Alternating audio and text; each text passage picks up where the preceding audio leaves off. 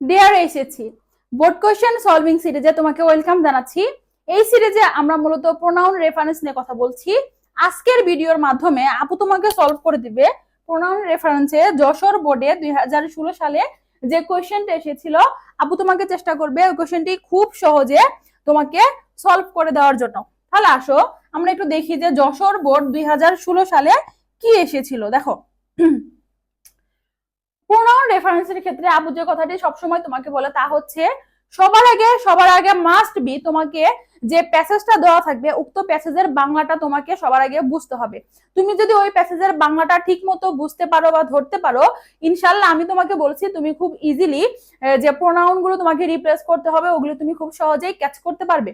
এবং আরো একটি গুরুত্বপূর্ণ বিষয় হচ্ছে প্রত্যেকটা লাইনের সাবজেক্ট স্থলে যে অর্থাৎ যে নাউনটা আছে ওই নাউনটা তোমাকে বুঝতে হবে, যেটা সিঙ্গুলারে আছে না প্লুরালে আছে বা হচ্ছে আসলে প্রপার সাবজেক্টটা কাকে বোঝানো হয়েছে এটা তোমাকে বুঝতে হবে।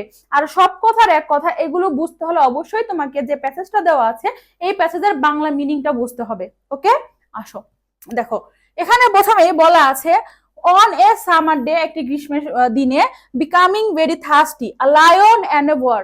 দেখো এখানে কি বলা আছে, একটি সিংহ এবং একটি কি বুনো শুয়োরের কথা বলা আছে, একটা সিংহ আর একটা বুনো শুয়োর। তাহলে একটু আমাকে বলো এখানে কি একজনের কথা বলা আছে? না, এখানে দুইজনের কথা বলা আছে। তাহলে এর পরিবর্তে আমরা কি ব্যবহার করতে পারি বলতো? দে ব্যবহার করতে পারি, বা আমরা বলতে পারি হচ্ছে কি দেয়ার বলতে পারি। হ্যাঁ, আর এই দুইজন যখন একসাথে কথা বলবে আমি আর তুমি মিলে হয়ে যাব কি আমরা।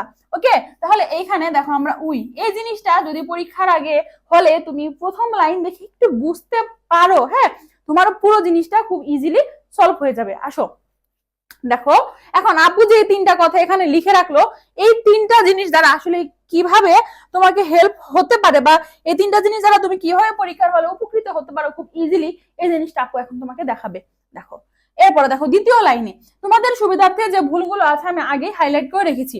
Those quarreled which of them should drink first and were soon engaged in a moral fighting। দেখো তারা দুইজনই একটা গ্রীষ্মের দিনে খুবই তৃষ্ণার্ত ছিল, এন্ড দেন তারা হচ্ছে পানি খাওয়ার সিদ্ধান্ত নিল। হ্যাঁ, কিন্তু পরক্ষণে তাদের মধ্যে ঝগড়া লেগে গেল কি নিয়ে, যে কে আগে পানি খাবে।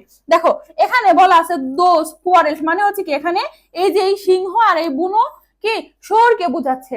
তাহলে এখানে তো দুইজনের কথা আছে, তাহলে কি এখানে দোষ জিনিসটা মানে মানানসই না।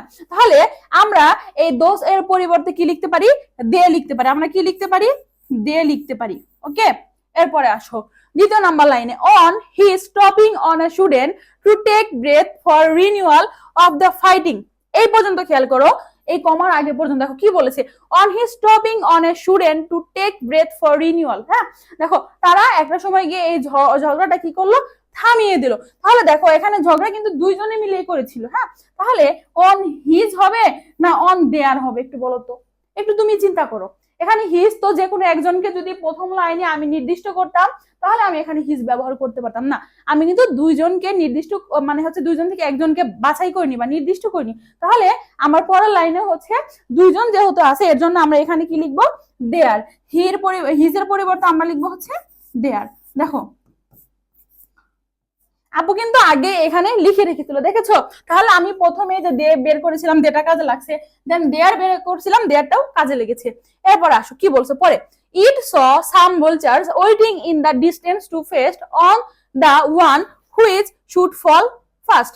একটু খেয়াল করো, একটু তারা হচ্ছে কি করলো, ইট স সাম, তারা দেখলো, কি দেখলো, কিছু হচ্ছে শকুন দেখতে পেলো তারা। এখন এগুলোর মাঝখান থেকে কি আমি আগের লাইন পরে বুঝতেছি যে কেউ একজন দেখছিল বা আমরা একজন নিয়ে কথা বলছি? না, এখানে দুইজনই ছিল এবং দুইজনই দেখতে পেলো। ওকে, তাহলে এখানে ইট। আর একটা জিনিস, ইট হচ্ছে কোন হচ্ছে কিসের আমরা হচ্ছে ব্যবহার করতে, বেশিরভাগ ক্ষেত্রে হচ্ছে আমরা ইটটা হচ্ছে জীবের ক্ষেত্রে খুব কম ব্যবহার করি, তাই না? তাহলে আমরা এখানে আর ইট লিখবো না, আমরা এখানে কি লিখবো? দে লিখবো। আমরা এখানে কি লিখবো? দে লিখবো, যে তারা দেখতে পেলো, তাই না? এখানে দুইজন, তাহলে তারা দেখতে পেলো। এরপর আসো তারপর লাইনে কি বলছে, দ্যাট ইজ, ওকে আমরা এখান থেকে দেবো they at once stop the quarrel. তারা কি করলো, এই দেখো দে, তারা ঝগড়াটা এক সময় থামিয়ে দিল। সেইং, তারা বললো that is better for us to make friends then to become the food of crows আর vultures as will certainly happen if. আমরা এই পর্যন্ত যাবো না, এই লাইনটা পড়ো, that is better for us to friends দেখো এখানে কি বলছে, ড্যাট ইজ, হ্যাঁ তারা এক সময় ওই যে শকুন্তলা দেখে একটা সিদ্ধান্ত নিল যে এটি তাদের জন্য হচ্ছে উপযুক্ত হবে, ঝগড়া টগড়া না করে তাদের যে কাজটা করা উচিত এই জিনিসটা আমাদের একটা সমঝোতায় আসা উচিত। হ্যাঁ তুমি এইভাবে ধরে নাও। এখন দেখো ড্যাট মানে কি, ড্যাট মানে ওই, তাহলে ওই জিনিসটাই বেটার হবে এমন তো না, তাদের মধ্যে ঝগড়াটা এখন মানে হচ্ছে মানে বর্তমান, ধরো তুমি তারা তো এখনো কথা বলছে তাই না, তাহলে দেখো তাদের মধ্যে এখন, তাহলে আমি কে ধরো তোমার সাথে এখন কথা বলছি, আমি কি বলবো দ্যাট ইজ, আমার জন্য যেটা আগে ছিল বা হবে এরকম না, আমি এখন কি বলতে পারি যে it is better for us. Okay, তাহলে আমরা এখানে কি লিখবো, দ্যাট এর পরিবর্তে আমরা হচ্ছে ইট লিখবো। ওকে, এরপরে আসো দেখো কি বলছে, as will certainly happen if ourselves are disable, যদি আমাদের মধ্যে ধরো এরকম বলছে যে ডিজেবল হয়, ইফ যদি ডিজেবল হয়, এখন তাহলে দেখো তাদের মধ্যে কেউ যদি অক্ষম হয়ে পড়ে তাহলে কেমন হবে, এখানে দেখো কি বলছে আওয়ার সেলফস আর ডিজেবল। সব কোনো সময় কি শুনছো যে সাবজেক্ট স্থলে এরকম রিফ্লেক্সিভ প্রোনাউন বসতে পারে, হয় না, তাহলে সাবজেক্টের পরিবর্তে মানে সাবজেক্টের স্থানে আমরা কাকে আনবো, এই গল্পের সাবজেক্ট হচ্ছে লায়ন এন্ড হচ্ছে বর, হ্যাঁ বনশোর, তাহলে আমরা এখানে এই দুজনকে আলাদা আলাদা না লিখে আমরা কি লিখতে পারি, উই লিখতে পারি। ওকে, আমরা কি লিখতে পারি, উই লিখতে পারি। তাহলে দেখো জিনিসটা এখন একদম কি আছে, অ্যাকুরেট আছে। তাহলে পরীক্ষার হলে তুমি যদি জাস্ট এইভাবে একটু বুঝে বুঝে আনসার করতে পারো, ভাষায় যদি এরকম একটু বুঝে বুঝে আনসার গুলো করতে, প্র্যাকটিস গুলো করতে পারো, তাহলে জিনিসটা কিন্তু তোমার জন্য অনেক বেশি ফ্রুটফুল হবে। আশা করছি আব্বুর এই ভিডিওর মাধ্যমে তুমি প্রোনাউন রেফারেন্সের যশোর বোর্ড 2019টা খুব ইজিলি সলভ করতে পেরেছো বা হচ্ছে বুঝতে পেরেছো। আব্বুর সাথে তোমার দেখা হবে পরবর্তী ইয়ারের বোর্ড কোশ্চেন সলভিং এ। ধন্যবাদ সবাইকে।